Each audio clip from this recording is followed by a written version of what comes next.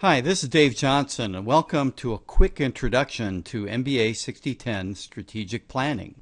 This brief video should dispel any anxiety you may have about the course. Students at first may get anxious about the course because it is so different than the other courses you've taken. This video will put you to rest and calm any anxiety you have.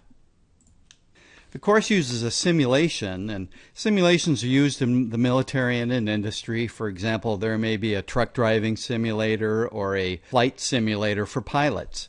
This simulation is not really like that. In this simulation, you will be running an electronic sensor company. You enter numerical decisions and get numerical results back. Also, unlike a simulation in industry or the military, how you do in the simulation doesn't really matter. A portion of your grade is provided for you to merely complete the specified simulation round for the week. So you get full points for just completing it. It doesn't matter how you do. Another portion of your grade is based on a paper you submit for the week.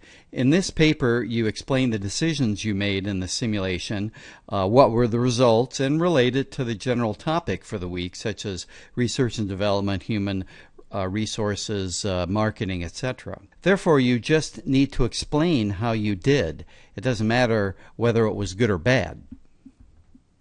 Once you get the hang of it, simulations can be fun, but first you have to learn the procedures.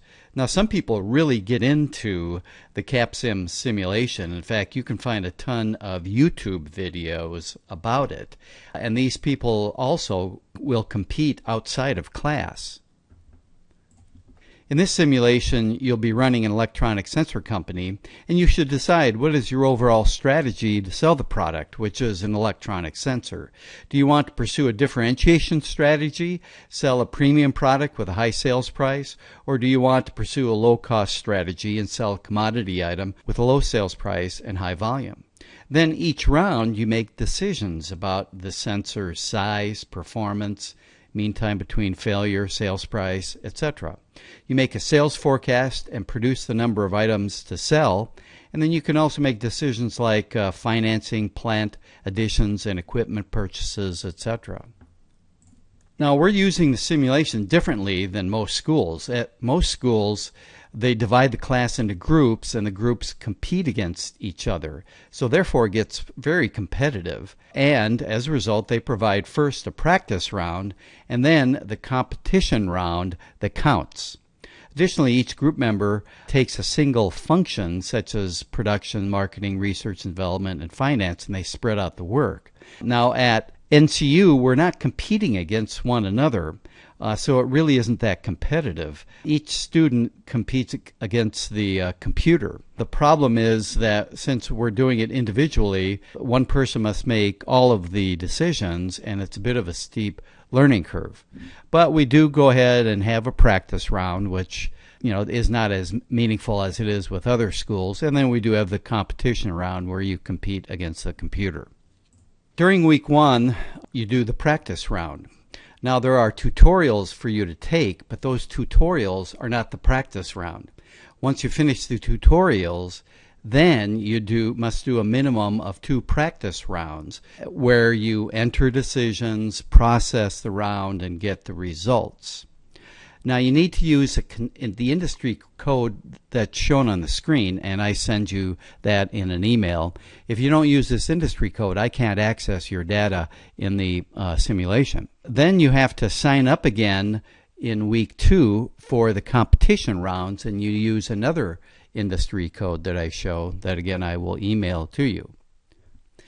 The competition rounds we use during weeks 2 through 7, and then we go through 8 full rounds. So here are the assignments. During weeks 1 through 7, you'll do a specified number of rounds each week, where you make decisions, process the round, get the results. You get full credit for just doing the round. Then you do a paper. Now remember, you're a sensor company. In the paper, you should discuss the decisions you made in the simulation for that round and the result, and then relate your decisions to the weekly topic. In week 8, you take a Peregrine test. Again, you get full points for just taking the test. We use the test to measure program effectiveness. So test results are combined with all students, and then we can measure how effective the program is from year to year. So you don't have to worry about it. Just take the test and you get full credit for it. And then in week 8, you're going to do kind of a reflection paper where you discuss the decisions you made in the simulation and the results and so forth. You know, simulations are fun. Just remember that there's going to be a bit of a steep learning curve for, weeks 1 through 2. However, there should be no pressure on how you do in the simulation because you get full points for just doing it. Remember that you're a sensor company, electronic sensor company, and then in your papers discuss the decisions you made and the results and relate it to the weekly topic. And I think you'll find that even though the course is different, it should be fun, and I hope you enjoy it.